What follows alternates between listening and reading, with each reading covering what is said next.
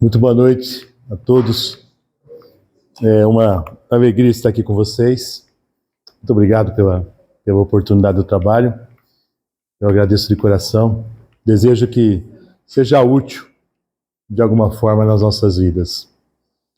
O título do nosso estudo da noite: Para receber os milagres que nós pedimos. Para receber os milagres que nós pedimos. Milagres aqui está entre aspas, porque nós espíritas temos um entendimento diferenciado do que sejam os chamados milagres. Algumas questões que movem o nosso estudo. Quem de nós tem conseguido tudo aquilo que pede para Deus? Quantos por cento do que você pede para Deus você tem conseguido? Tudo que você pede para Deus você consegue? Metade? 30%? 20%? Eu não consigo tudo aquilo que eu peço para Deus. Eu não consigo. Eu não sei se está 30, 40, 50, 80, depende do momento. E eu tenho perguntado isso nas casas espíritas. Eu devo ter feito essa palestra em umas 15 ou 20 casas diferentes. E na primeira casa, só um rapaz levantou a mão. Quem consegue 100%, levanta a mão. Se tiver algum entre vocês. E aí, no final da palestra, eu fui conversar com ele a respeito. O que é que ele estava fazendo para conseguir receber 100% daquilo que ele pede para Deus. Ou receber todos os pedidos que ele fazia para Deus. E ele me disse o que fazia, e eu achei muito interessante. E eu fui para a segunda casa. A primeira tinha umas 70 pessoas, a segunda quase 250. E na segunda eu perguntei e apenas uma mulher respondeu, levantou a mão lá no fundo. O pessoal fica com vergonha, a gente até entende. Talvez tivesse mais algumas pessoas lá que estão recebendo tudo que pedem para Deus, mas só uma levantou a mão. E no final da palestra eu fui conversar com a moça. E ela me disse que ela faz exatamente o que o outro rapaz me disse que faz. Porque eu contei para eles o que o rapaz disse que fazia. Eu falei, olha, você vai me ensinar o que fazer ou eu vou deixar uma lista com você dos meus pedidos para você fazer por mim. Você está conseguindo conversar com Deus com esse aproveitamento aí, a conversa tá boa, né? Ele está sabendo falar com Deus. Muito bem. Será que nós estamos pedindo do jeito certo? Será que a maneira que a gente conversa com Deus, a maneira que nós oramos, é a maneira correta para que nós tenhamos o resultado que nós tanto queremos? Será que nós estamos prontos para receber aquilo que nós pedimos a Deus? Eu peço a Deus, eu não consigo tudo o que eu peço. Algumas coisas parecem que demoram para vir, outras vêm. Será que eu estou sabendo pedir?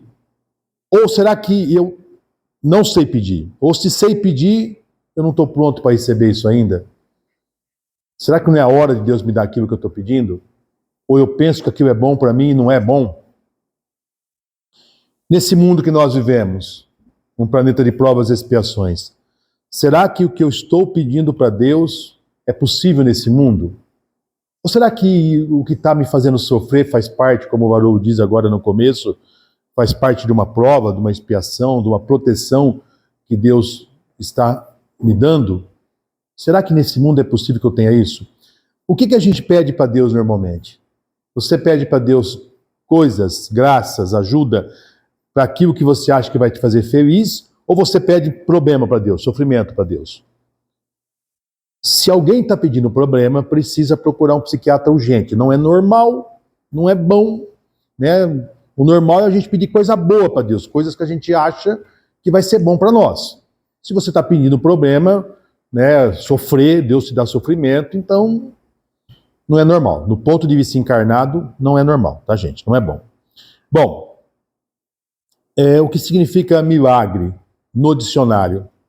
É algo extraordinário, formidável, a definição, acontecimento extraordinário, incomum, formidável, que não pode ser explicado pelas leis conhecidas. Então é algo que as nossas leis, que a nossa ciência, que as leis que nós conhecemos, não conseguem explicar. Nós estamos diante de uma situação muito interessante agora, né? O mundo está agitado com um visitante de outro mundo, interestelar, que ninguém consegue explicar o que é, que não respeita nenhuma das leis conhecidas para um astro daquele tipo. Então a nossa ciência ainda é muito pequena, tem muito para aprender ainda A gente tem muita coisa para aprender. Talvez esse astro, esse objeto, traga muito conhecimento para nós nos próximos meses. Já está trazendo muitas dúvidas, talvez venha conhecimentos interessantes aí no futuro breve. É uma situação incomum, não habitual, algo que pode surpreender. Isso é no dicionário, o significado de milagre. Alguma coisa incomum que a nossa ciência ainda não consegue explicar como acontece. Sobre a ótica espírita, dentro da doutrina espírita, milagre não são atos sobrenaturais. Nós, espíritas, aprendemos e estudamos que os chamados milagres não são atos sobrenaturais, que quebram as leis de Deus. Muito ao contrário disso. São manifestação de leis superiores que nós ainda não conhecemos, leis de Deus, da natureza que nós ainda não conhecemos, como a manipulação do fluido universal, como o perispírito, a influência no perispírito. O exemplo que a gente dá para resumir isso, Jesus, os milagres de Jesus. O chamado milagre da expulsão dos demônios. Jesus, em vários, 2 ou 3 casos, né, que Jesus expulsou os demônios daquelas pessoas. Esse milagre da expulsão de demônio, para nós espíritas, é desobsessão. Jesus é o espírito, um exorcismo forçado, se quiser usar o termo. O Jesus, o espírito mais puro, o maior, o espírito superior que já esteve nesse mundo puro, tem e tinha autoridade moral para dar ordem a qualquer espírito. Então aquelas pessoas que estavam sendo atormentadas pelos chamados demônios, espíritos obsessores, Jesus disse aos espíritos, saiam daí, vão embora. E eles imediatamente obedeceram. Nós espíritas estudamos esse chamado milagre da expulsão dos demônios através da autoridade moral de Jesus. E a cura? Como é que eram os milagres de cura? Nós estudamos, nós espíritas, e agora a nossa ciência começa a descobrir isso. Ainda já tem algumas descobertas feitas da existência do perispírito, desse campo de energia que comanda o nosso corpo físico. O apóstolo Paulo dizia, corpo da alma, lá em Coríntios, ele explica que a alma é matéria e que essa matéria tem um corpo, né, um corpo de matéria, corpo da alma, que nós espíritas chamamos de perispírito, que comanda o nosso corpo físico. E também do fluido cósmico universal. Esse fluido que a ciência agora está descobrindo, chamando de a partícula de Deus, a matéria-prima essencial, que também nós aprendemos na codificação, que os espíritos nos explicam que existe, nós estamos todos mergulhados nesse fluido, a gente consegue, com a força da mente, muitas vezes concentrar, sentir isso, é um exercício, que é o que se usa nos passes, nas aplicações. Jesus sabia disso tudo, com força, com sobra. Então, para que ele agisse imediatamente em cima de um corpo de uma pessoa, do perispírito dela, usando o fluido universal, isso era a coisa mais natural do mundo. Nós temos exemplos aqui no nosso mundo, alguns desencarnados, outros ainda em atividade, médiuns de cura.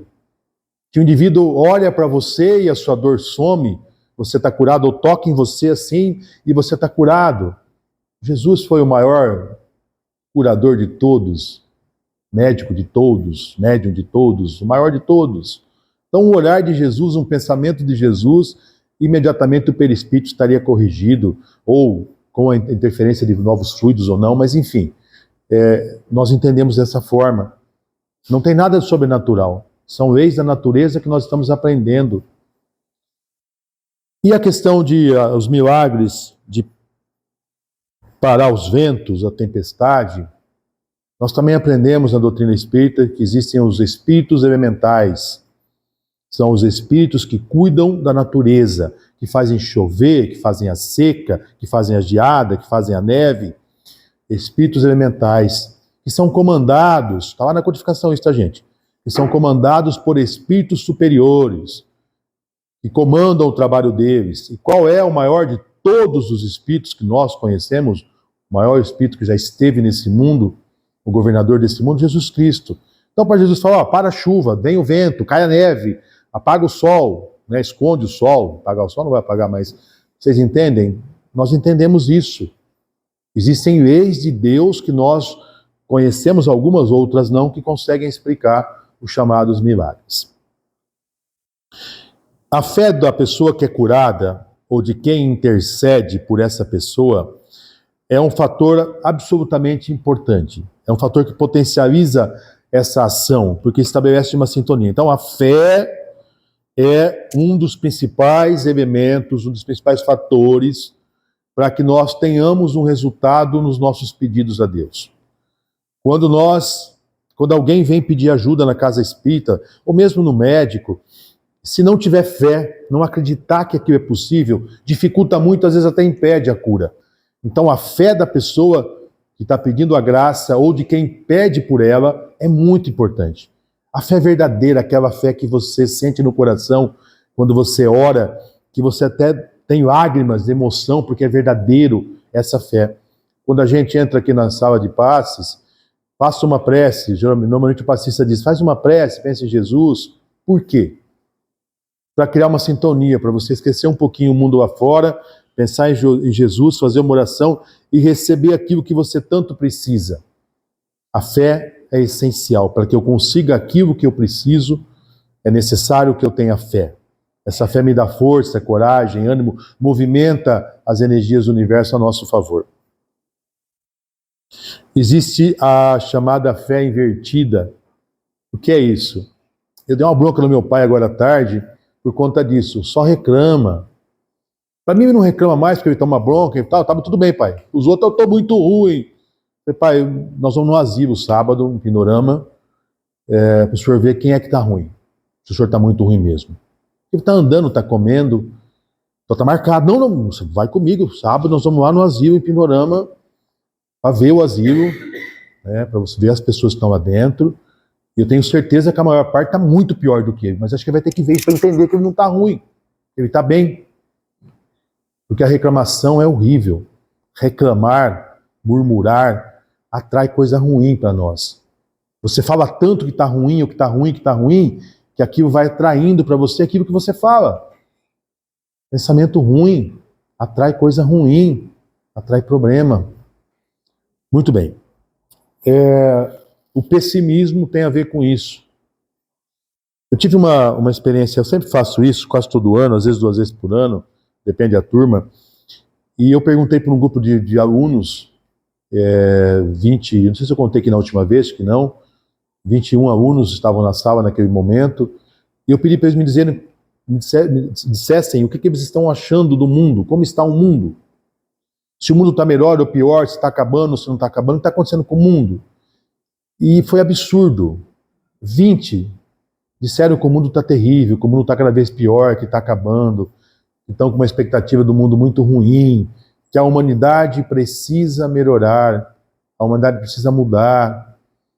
Só um disse que para ela, uma mulher, uma moça, que o mundo está melhor, que ela acha que o mundo está melhorando, vai ficar muito melhor, que ainda está bom, que melhorou do que era antes.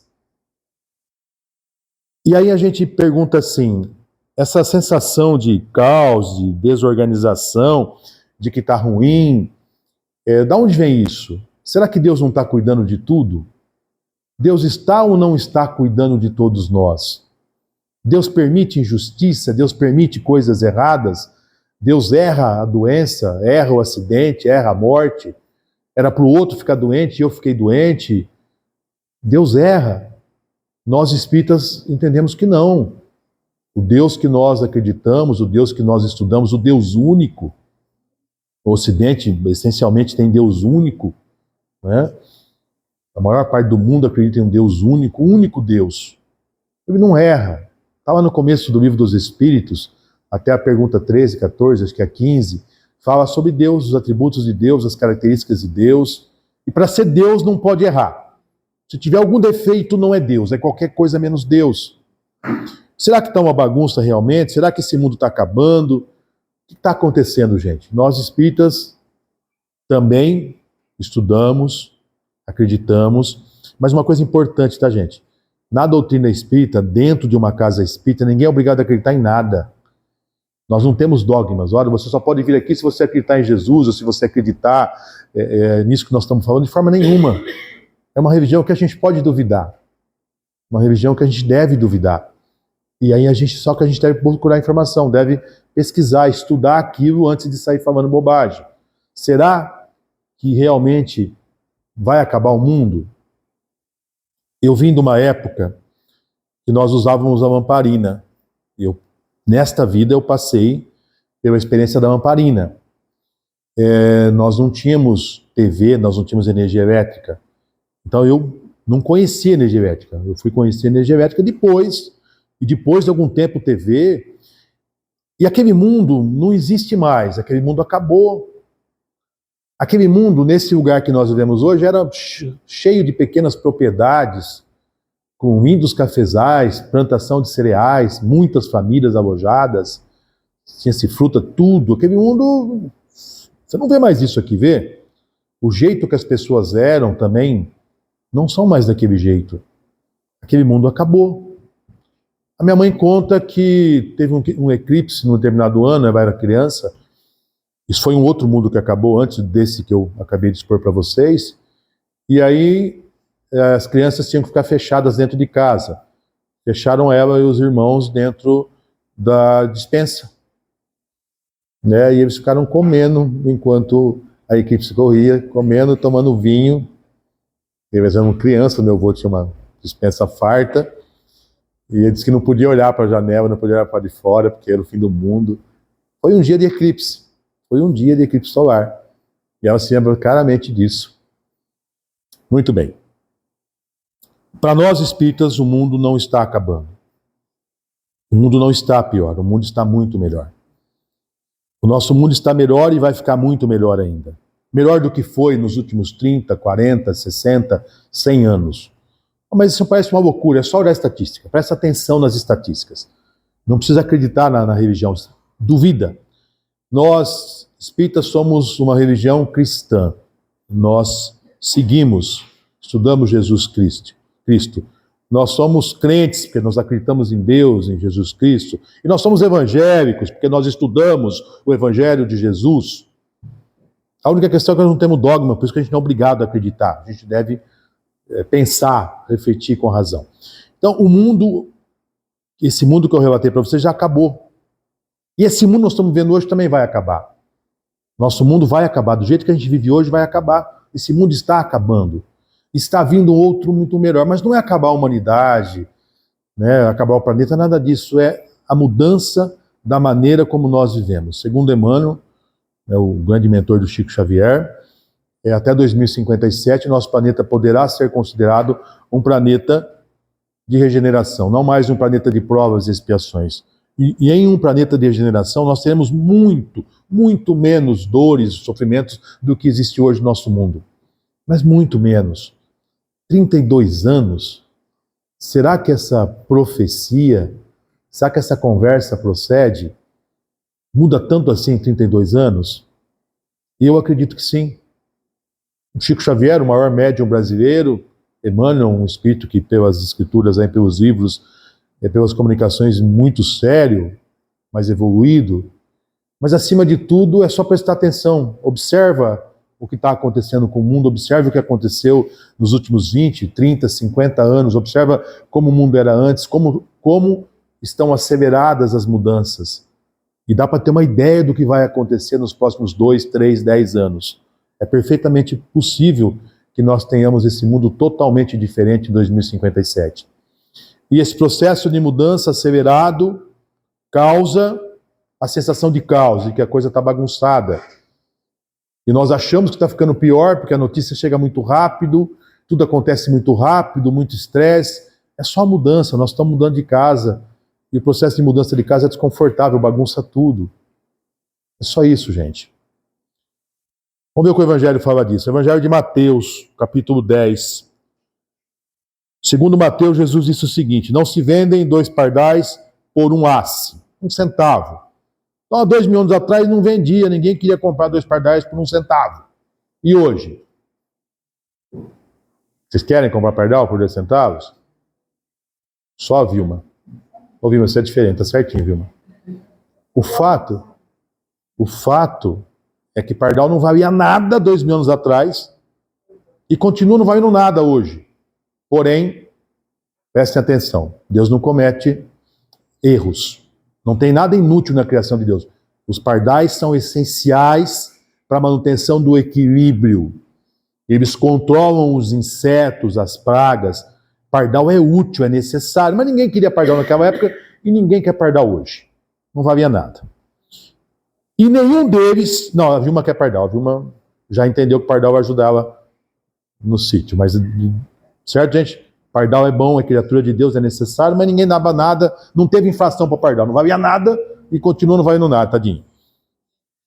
E nenhum deles cairá em terra sem o consentimento de vosso Pai. Quer dizer, pardal que não valia nada, não morria nenhum, não caía nenhum, sem que Deus permitisse. E até mesmo o cabelo da vossa cabeça estão todos contados. Ora, não temais, pois, mais valeis vós do que muitos pardais. Até os cabelos da nossa cabeça estão todos contados, segundo o Evangelho de Mateus, capítulo 10. E aí o espírita pergunta assim, será que Jesus disse isso? Será que Mateus não dormiu na hora do sermão e pegou só pedaço e escreveu o negócio para o lado? Será que traduziram direito esse negócio? Será que esse monte de tradução do hebraico antigo para o grego e para outras línguas, será que não traduziram errado esse negócio? Eu posso duvidar, não posso? Eu, espírita, posso duvidar. Duvidar e pensar, observar, olhar, se tem cabimento isso ou não. Eu vi muitas coisas nesses anos de vida que eu tive e eu acredito profundamente nisso. O que parecia que era bagunça, estava perdido, era Deus agindo, no final a coisa dava muito certo. Eu realmente acredito nesse evangelho. Mas você pode duvidar e aí use a ciência. Qual que é a ciência? Experimenta e observa. Experimenta e observa. Tudo tem uma razão lógica de existir. O incômodo que os pardais nos causam, com sujeira, às vezes entrando dentro de casa, mas a função que esses pardais têm. O pardal não vale nada hoje, mas ele é muito necessário o equilíbrio do meio ambiente. A felicidade. Nós conversamos que a gente pede para Deus, os nossos pedidos para Deus, que tem que ser feito com muita fé, com muito entendimento. Para você ter fé, você precisa entender, é fé raciocinada. Por que eu vou ter fé em Deus? O que Deus está fazendo? O que está cuidando de nós? Como é que isso tudo funciona? Será que nesse mundo é possível a felicidade? Pergunta 920 do Livro dos Espíritos. O homem pode gozar, o cientista Kardec pergunta para os espíritos, codificador, o homem pode gozar na Terra de uma felicidade absoluta? A resposta dos espíritos, não. Pois a vida lhe foi dada como prova ou expiação, mas dele, de cada um de nós, depende abrandar os seus males e ser tão feliz quanto seja possível. Então, não é possível ser totalmente feliz nesse mundo. Por que não, gente? Um planeta de provas e expiações.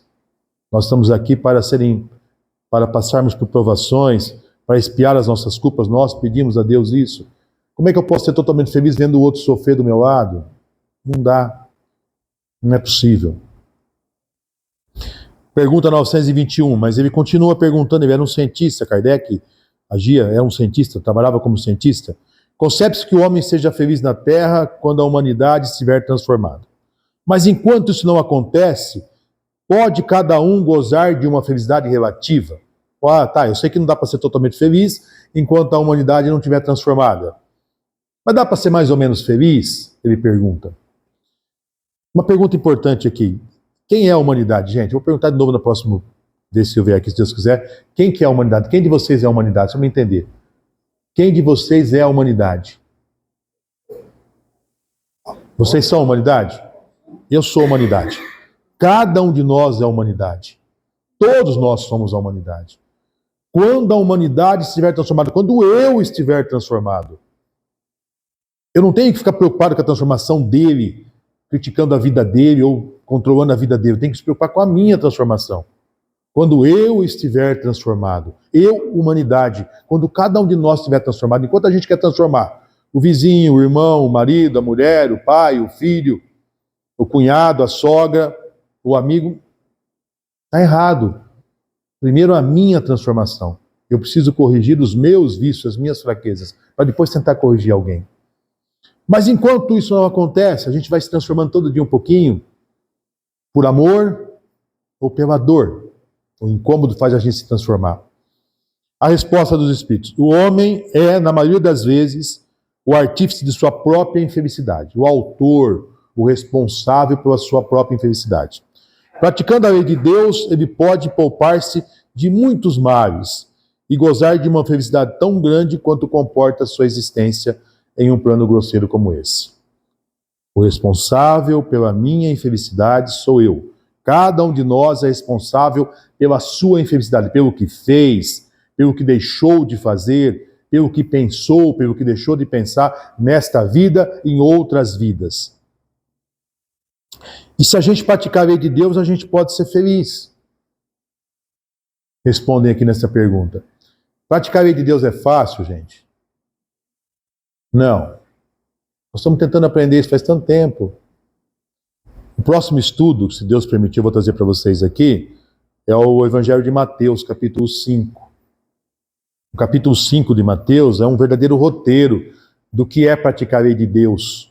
Meu Deus, a gente está longe de conseguir fazer aquilo. Mas vamos lá, praticando a lei de Deus, a humanidade transformada. Mas o cientista ainda pergunta 922, na próxima pergunta, a felicidade terrena é relativa à posição de cada um. O que é suficiente para a felicidade de um faz a desgraça de outro. Há, entretanto, uma medida comum de felicidade para todos os homens? O que me deixa feliz não deixa ele feliz. O que deixa ele feliz não me deixa feliz. É fácil entender isso, né? Às vezes você quer só o silêncio do seu lar, quer ficar quietinho, vendo um filme, conversando com alguém. O outro gosta do barulho, do barzinho, da festa, de sair. Uma comida que deixa um muito feliz, quem adora jaca, fica feliz da vida e come, o outro não pode nem ver jaca na frente. Quer dizer, se eu te dar uma jaca para quem não gosta, mas tem outra coisa para me dar, vai me deixar triste. Para quem gosta de jaca, é uma festa receber uma jaca. E assim, tudo, gente. O que me deixa feliz não necessariamente deixa você feliz. Ok? É o que ele está dizendo aqui. Mas tem uma medida comum? A resposta: para a vida material, a posse do necessário. A posse do necessário. O que nós estamos pedindo para Deus é necessário ou é para o nosso orgulho, para a nossa vaidade? Para que é? Você está pedindo para Deus o que você realmente precisa ou o que você acha que precisa?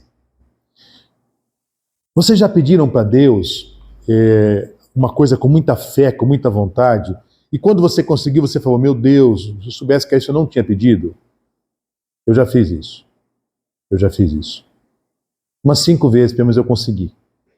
Eu me lembro que desejava tanto aquilo, eu queria tanto aquilo, e eu consegui. Quando eu consegui, eu falei, meu Deus, que pedido tonto, que coisa boba. Deus deu para me ensinar, não foi para me castigar. Umas 5, Vilma, pelo menos, Vilma. Sabe aquela que você fica torcendo 2, 3, 5 vezes, Varô? Anos, às vezes. Teve umas que foram uns 2 anos. A hora que eu consegui, eu falei, não era isso.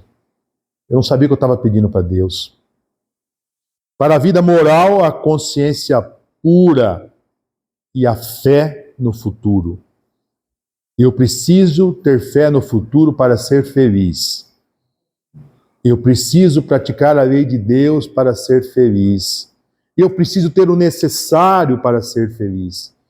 Eu preciso passar pela transformação da humanidade para ser feliz. É isso que eles falam sobre a felicidade. Fé no futuro é a mesma coisa que esperança. Eu assisti recentemente um documentário sobre o que está acontecendo no Japão. Os jovens estão saindo de casa, eles brigam em casa, 12, 13 anos de idade, e vão morar nas ruas. Parece que eles estão passeando, porque é seguro, a cidade é segura, e eles estão lá. Eles dormem na rua, eles arrumam um empreguinho lá e compram comida industrializada básico, e aí o jornalista pergunta para eles, e são milhões, não, milhares não, milhões. E aí eles não abraçam, eles não conversam, eles são isolados. O jornalista pergunta para eles, o que você tem expectativa para a sua vida? A resposta, nenhuma. Não tem expectativa nenhuma de vida. Tipo assim, tanto é que é o país com o maior índice de suicídio do mundo, o Japão. As pessoas estão isoladas, sem fé no futuro, sem esperança. Acabou a fé no futuro. Eu vi uma reportagem ontem nos Estados Unidos, na Filadélfia, mas isso em outros lugares, tem no Canadá também, uma espécie de cracolândia, com uma droga, a droga mais forte que tem agora, as pessoas ficam assim, como zumbi na calçada, mas muita gente, não é pouca gente não. Às vezes mãe e filho ficam como se fosse um zumbi, tudo torto assim, chama traque, se não me engano, a droga misturada. E aí a droga apodrece, onde eles aplicam vai apodrecendo assim, alguns já perderam o braço, perna, e uma situação deplorável. Aquilo não parece que está na Terra, mas aquilo está na Terra, está aqui na América. Aqui na América. Assustador. Na Holanda tem isso, no Canadá tem isso, em outros lugares dos Estados Unidos. Uma tristeza muito grande, gente.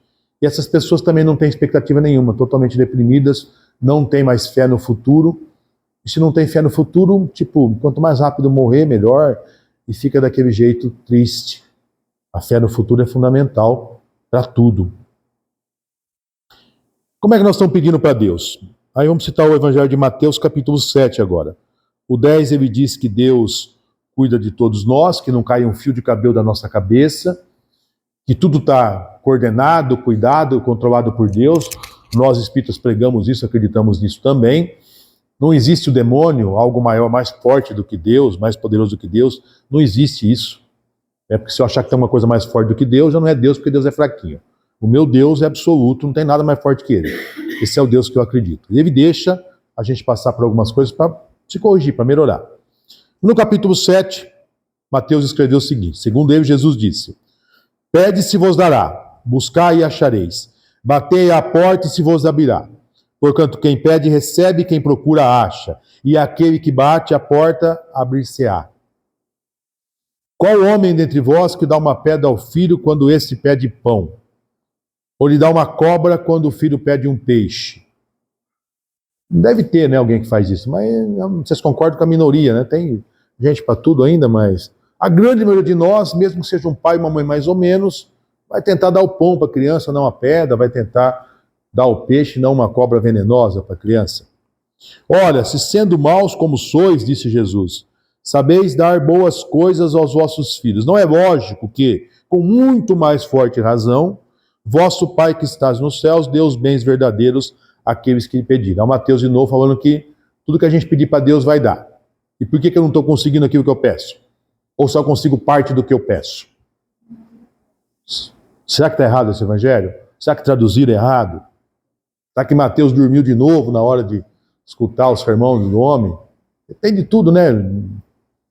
Enfim, eu acredito que isso é verdadeiro, baseado nas experiências que eu tive. Nesse próprio estudo, a gente pede para Deus, Ele nos dá. Tem uma frase aqui fundamental, que é: Deus dará os bens verdadeiros àqueles que pedirem. Eu citei para vocês no último estudo o exemplo da criança, vocês vão estar lembrados disso. A criança está com anemia profunda, não tem apetite, vai no médico, o médico faz o diagnóstico, dá remédio, dá um regime para a criança, a mãe prepara o alimento para aquela criança, e na hora do alimento está tudo pronto, mas 5 minutos a mãe vai servir a criança, vai servir a mesa, e a criança lembra de um sorvete, daqueles potes de sorvete das grandes marcas, pura gordura e açúcar, metade gordura, metade açúcar, faz o mal do inferno aquilo, e que o pai trouxe no dia anterior, e a criança começa a pedir sorvete. A mãe nem a avó vai dar o sorvete para a criança numa situação dessa. Nem a avó que faz tudo que o neto quer, não vai fazer, vai forçar a criança a comer, mas a criança faz o quê? A criança faz birra, reclama, chora, porque os pais não deram aquilo que ela pediu com tanta vontade, mas aquilo que ela pediu ia fazer muito mal para ela. Poderia comprometer a sua própria vida. Nós pedimos bobagens para Deus, coisas inúteis, coisas que nós achamos que vai fazer bem para nós e não vai. Mas eu só quero a cura da minha doença. Eu só estou pedindo para Deus me curar. Aquela doença que você causou por um monte de atos equivocados nessa vida e em outras vidas, que você pediu a Deus para ter, para sofrer e aprender a dar valor no que realmente tem valor. Você combinou que teria aquela doença. É aquela doença que você quer que cura. Só do ponto de vista material, hoje, o que você combinou com Deus, o que você fez, não precisa colher. Aconteceu recentemente, uma irmã nossa, ela é muito séria, aquela moça, uns 40 e poucos anos, E ela cuida de uma casa espírita com muita dedicação, muito séria. E aí ela foi fazer um exame de rotina. Agora, ela fez cirurgia segunda-feira passada. E ela descobriu um câncer no intestino. Era só um exame de rotina. E ela perguntou para o médico: doutor, tem que fazer colonoscopia? Ah, depois dos 40 tem que fazer todo ano. Ela foi fazer.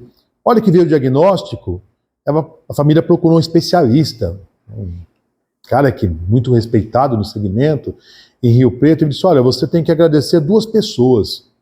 Ela perguntou: mas quem, doutor? Primeiro, a Deus. E segundo, a moça que encontrou isso, porque no lugar que ela encontrou é muito difícil encontrar. Era no ensino delgado, lá em cima, ela foi até o final, conseguiu identificar, filmar aquilo. Olha, a moça fez o trabalho dela maravilhosamente bem. A ideia é que já fez a cirurgia, não tem corte, só os furinhos, não vai ter que fazer quimioterapia, vai tirar um pedacinho do intestino. Qual o meu entendimento dessa situação? É meu entendimento, talvez eu esteja enganado. Tudo bem, ela não precisava passar por isso. Ela atenuou, ela pediu para passar por isso, ela só está cumprindo tabela.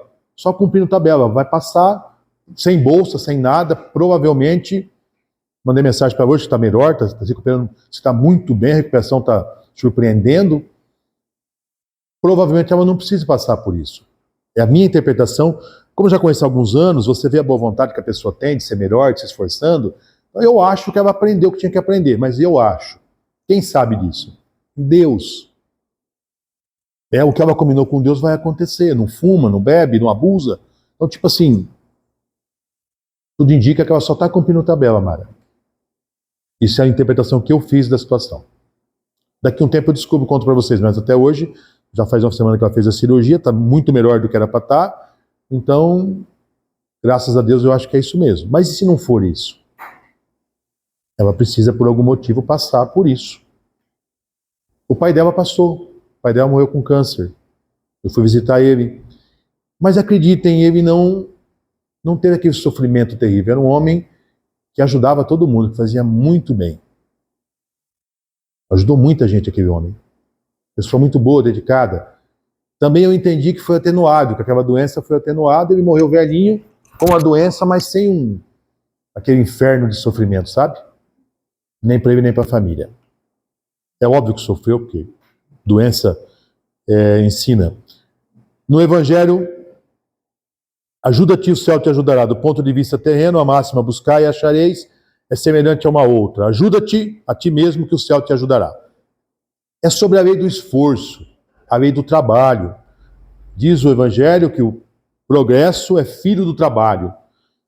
A gente precisa merecer aquilo que está pedindo para Deus. A gente precisa merecer o que está pedindo para Deus. Tem que pedir com fé, tem que ter fé no futuro, tem que entender para que esse mundo serve, o que nós estamos fazendo aqui, tem que entender a grandeza de Deus. E tem que fazer sua parte. Não adianta, obrigado, meu Deus, por ser um câncer no começo, num lugar que é fácil tratar, e não fazer cirurgia. Tem que fazer a cirurgia. Tem que pedir ajuda para Deus, tem que ir lá fazer o serviço dela, tem que se esforçar para resolver o seu problema, diminuir a sua dor, curar a sua doença, resolver o problema que está te afligindo tanto. É a lei do esforço. Nós precisamos fazer a nossa parte. É necessário que haja nossa dedicação para tudo. Dessa maneira serás filhos das tuas obras. Terás delas o mérito e serás recompensado de acordo com o que haja feito. Filho das tuas obras. Para o orgulhoso, isso dói muito. O orgulhoso fala, é assim, então eu estou doente porque eu mereço, porque eu preciso. É exatamente o que a doutrina espírita diz e ensina. A sua doença, ela é necessária para você. Você pediu essa doença, ou você fez por merecer, precisa passar por isso, para ir numa situação melhor. É Deus te preparando para algo melhor. Você merece e precisa passar por aquilo que está passando. Todo mundo tem problema. Vocês não conseguem carregar os meus problemas. E eu não consigo carregar o de vocês. Cada um tem o que precisa ter. Cada um de nós tem os nossos problemas. E nós precisamos aprender a lidar com eles. Quando a gente vence eles, aprendeu, cresceu. Ou Deus errou. Mandou a doença para você, não era para você. mandou aquele problema e não era para você ter aquele problema. O meu Deus não erra. Os meus problemas, por mais que possam doer, são para mim. Eu mereço. São o resultado das minhas ações no passado, são o resultado daquilo que Deus está me permitindo nesta vida. Dessa maneira serás filhos das tuas obras. Essa resignação, esse entendimento, ajuda muito, viu, gente? Ajuda muito. O que é que o rapaz me disse que ele faz para conseguir tudo aquilo que ele pede para Deus? Exatamente, Vilma. Ele agradece. Ele diz, faz uns 3 anos que eu comecei a agradecer.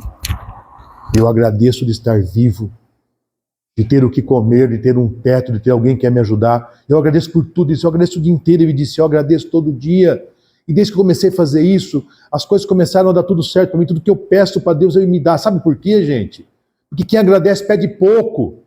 Quem agradece pede o que precisa. Eu fiquei pensando, ele comentou, tá legal, obrigado. Eu fui embora. Bom, tem lógica isso, tem lógica. Se você agradece, você para de pedir, encher o saco de Deus com coisa desnecessária e pede o que realmente precisa. E aí você vai conseguir o que você pediu, porque você pediu o que precisa.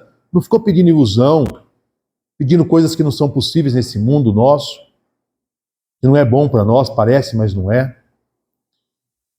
Mas peça com fé, confiança e fervor. Apresentai-vos com humildade e não com arrogância. É brigar com Deus, ora Deus, errou comigo de novo, como é que o Senhor me deixa passar por uma situação dela? Aconteceu algo comigo isso? Não, não era com você, eu errei, meu filho, era com o vizinho. Você é um coitadinho, vítima de todo mundo. Né? Coitadinho vai morar onde mesmo, gente? Coitadolândia. Coitadinho vai morar na Coitadolândia. Sozinho. Lembra disso, viu? Porque ninguém consegue ficar perto de um coitadinho. Insuportável viver perto de alguém que só reclama. Coitadinho não tem quem aguenta ficar perto. Começou a reclamar muito, você vai saindo de fininho, deixa sozinho, fica reclamando sozinho, aquela nuvenzinha preta em cima, só dá problema. Não é? Coitadinho é um inferno. Apresentai-vos com humildade e não com arrogância. Terminando, o Varô falou que era 1 hora, já está quase 1 hora, Varô. Está acabando, Varô. Varô não falou nada, não estou brincando, fica bravo porque eu não. Nas aflições, eu estou com gripe hoje, então estou falando mole, sem pressa, vamos lá. Nas aflições da vida, oração no final do Evangelho, capítulo 28 do Evangelho, todas ou quase todas as traduções têm lá, capítulo 28, são coletânea de preces espíritas. Podemos pedir a Deus favores terrenos e Ele pode nos conceder, quando tenham um fim útil e sério. Nós podemos e devemos pedir a Deus favores terrenos, quando eles tenham um fim útil e sério. Deus só vai conceder para você se for útil e sério. Mas como a utilidade das coisas sempre a julgamos do nosso ponto de vista, mas eu preciso tanto dessa caminhonete, mas eu preciso tanto dessa casa, nosso ponto de vista são restritas ao presente, nem sempre vemos o lado mal daquilo que pedimos a Deus. Nós enxergamos assim, só esse mundinho agora, hoje, semana que vem, semana passada, só enxerga esse pedacinho, esquece de enxergar a grandeza do universo, da nossa existência. Então Isa diz aqui, olha, como as nossas vistas são tão restritas, a gente acaba pedindo um monte de bobagem para Deus. Eu dei um exemplo para vocês de umas 4 ou 5 coisas que eu pedi com muita fé para Deus, e quando eu recebi, eu falei, meu Deus, talvez para poder falar isso para vocês hoje com certeza, uma delas foi usar óculos, tá, gente? Essa eu me lembro que eu fiquei uns 3, como eu queria usar óculos, e eu consegui usar óculos, e o grau foi aumentando. Eu falava, meu Deus, que estupidez, que desejo tonto. De verdade, foi horrível, gente. Eu era adolescente, achava meus primos, que era bonito dos meus primos aquilo, que bonito, que bom, desculpa quem gosta de óculos, mas que inferno aquilo. A minha alegria foi quando eu fiz cirurgia, nunca mais precisei usar óculos. Meu Deus, agora eu não quero usar nem para ler, nem para fazer leitura, não quero saber. Mas eu desejei, eu me lembro que eu desejei uns 2, 3 anos aquilo com força. Eu até pedi para Deus para usar óculos, olha que era pedido tonto. E a gente faz isso, a gente vai, né, vai... Essa eu nunca mais me esqueci. Deus, que vê muito melhor do que nós e que só o nosso bem quer, pode recusar o que peçamos, como um pai nega ao filho aquilo que lhe seja prejudicial. Se não nos é concedido o que pedimos a Deus, não devemos, por isso, nos entregar ao desânimo, dizem os espíritos superiores. Devemos pensar, ao contrário, que Deus tem planos infinitamente melhores para nós. Muito bem. E se não for verdade? Deus não me deu isso porque não era bom para mim agora. Não é o momento de eu ter isso. Eu tenho que aprender alguma coisa.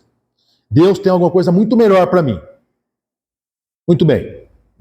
E se você não acredita em Deus, isso não é verdade. Mesmo assim, tem que acreditar nisso. Sabe por quê? Esse acreditar, a fé no futuro, te dá força. É a ciência explicando. Te dá força, coragem, ânimo. Te leva para frente. Se você não acredita, precisa acreditar ainda, porque vai te fazer bem, porque a ciência comprovou que esse pensamento positivo te ajuda muito, te evita doença. Então ficar reclamando, achando que é coitadinho, só vai te deixar doente, vai te deixar pior. Já está comprovado isso cientificamente, gente. Não são só os espíritos que falaram isso, só às vezes a natureza. É evidente isso. Então, acreditar que Deus tem coisas muito melhores para nós. É maravilhoso isso. Eu não sei se eu já citei para vocês aqui, tem um filme do Mazzaropi que fala sobre isso. O Pericano me disse um dia que aquele filme era baseado num filósofo alemão. O Mazzaropi estava lá, andava sempre com um amigo, um professor que era amigo dele. E aí eles tentavam alguma coisa, deu ruim, estava tudo errado. Tipo, até foi preso. E aí ele falava, meu Deus, nada dá certo. Aí o professor falava para ele, tudo contribui para o nosso bem. É bíblico isso. Isso também está na Bíblia. Tudo contribui para o nosso bem. E não é que aquele rolo jogava ele para uma condição melhor, aí não dava certo, até que ele chegou numa condição maravilhosa que no começo do filme não dava para imaginar. Tão bem feito que a obra é. Segundo o Sérgio, aquilo foi baseado nesse filósofo alemão, que eu não lembro o nome, que tinha uma teoria que provava isso, que tudo contribui para o nosso bem, tudo conduz a gente, Deus cuidando de nós. Para terminar, a penúltima página, a prece. Eu fiz essa prece por um tempo, todos os dias, gente. Faz poucos dias que eu parei de fazer. Diz assim a prece: Deus Todo-Poderoso, que vede as nossas misérias, dignai-vos escutar favoravelmente os votos que vos dirijo nesse momento. Meu Deus, sabe das minhas dores, me ajuda no que eu estou te pedindo agora. Se o meu pedido for inconveniente, me perdoe. Se eu estiver pedindo besteira, me perdoa, Senhor Deus. Se é justo e conveniente aos vossos olhos, que os bons espíritos executores das tuas vontades venham em meu auxílio para que eu seja atendido. Meu Deus, faça-se a tua vontade e não a minha. Por quê? Porque ele enxerga tudo, sabe de tudo. Se os meus desejos não forem atendidos, é que está nos teus desígnios experimentar-me, e eu me submeto sem queixas. Fazei com que eu não conceba nisso nenhum desânimo, e que nem a minha fé, nem a minha resignação sejam abaladas. Formular o pedido. Você fala isso, se concordar com isso de coração, e pede aquilo que você quer a Deus. Deus, o Senhor sabe o que é bom para mim. Está vendo a minha miséria, né, as minhas misérias, os meus problemas, as minhas dores? Me ajuda. Se for bom para mim, mas faz a tua vontade, não a minha. E antes ou depois dessa oração, lembra de agradecer. Agradecer o que você tem, como você está. Por que eu quero que meu pai vá no asilo? Eu vou às vezes no asilo de Pindorama. Faz alguns meses que eu não vou agora. Esse mês eu consigo ir. É um asilo muito sério, assim como o de Itabapuã. É muito sério, são pessoas sérias que cuidam daquilo. Não é bagunçado, não. Vale a pena ajudar, se vocês puderem ajudar, como o Valor coloquei no começo. Mas quando você vai, você vê pessoas numa situação deplorável, totalmente fim de vida, acamadas, que não conseguem falar, amarradas na cadeira. E aí meu pai, com 87 anos, andando, comendo, até pegando a enxada de vez em quando, está reclamando do quê? Falta nada para ele. Falta cuidado, não falta nada. Não entende o crime que está cometendo. Então, quando você vê alguém numa situação muito pior que a sua, você fala, meu Deus, já agradeceram de ter acordado hoje, ter levantado sozinho, de ter água para tomar banho, de ter tido um prato de comida durante o dia, um alimento, de estar aqui, ter vindo até aqui, de estar ouvindo, de estar vendo, de estar nesse lugar com esse calor maravilhoso. Tem gente que sonha com esse lugar. Vai lá num lugar de menos 70, menos 50, para ver se você não vê a hora de voltar para cá. Quando a gente vai a um lugar muito frio, a gente fala, nossa, como eu era feliz, que gostoso, que vontade de suar, que vontade de sentir calor. Porque por aí, naqueles países que parecem tão bons, os 2 meses de sol que tem, as pessoas vão pelada na grama para tomar sol, porque precisa do sol. E a gente aqui se esconde do sol. Vocês agradeceram por ter sol? Por viver onde nós vivemos, no melhor lugar do mundo? Nós vivemos num dos melhores lugares do mundo. Não, a gente reclama do que não tem, não agradece o que tem. Acabou agora, Varoa. O maior milagre que nós podemos obter é vencer, né? Vencer o quê? Vencer quem? É o teu adversário? Não. Vencer a nós mesmos. Como é que eu venço o meu desânimo, a minha fraqueza, o medo, a revolta? Vencer os meus vícios, as minhas fraquezas, não é vencer o outro. Deus cuida disso, eu tenho que vencer a mim mesmo. Evoluir, dominar os nossos instintos, aprender e praticar a lei de Deus. Capítulo 5 do Evangelho de Mateus. Lá tem um rumo para praticar a lei de Deus. Meu Deus, parece fácil o que está lá, gente, mas na prática a maioria de nós não faz. E aí, eu sou uma pessoa honesta, trabalhadora, gosto das coisas certas, eu me acho uma pessoa correta. Mas esse é um assunto para outra palestra, a próxima, que continua nesse estudo, né? Ok? É isso, gente. Para obter aquilo que eu preciso, é necessário fé, é necessário fervor, sinceridade no pedido, é necessário gratidão, é necessário entendimento, é necessário pensar se aquilo realmente é sério e útil, ou se é só fruto da minha ilusão, da minha vaidade, do meu orgulho. É acreditar que Deus realmente está cuidando de nós. Lembre-se do capítulo 7 e do capítulo 10 do Evangelho de Mateus. Muito obrigado pela atenção de vocês. Vamos orar?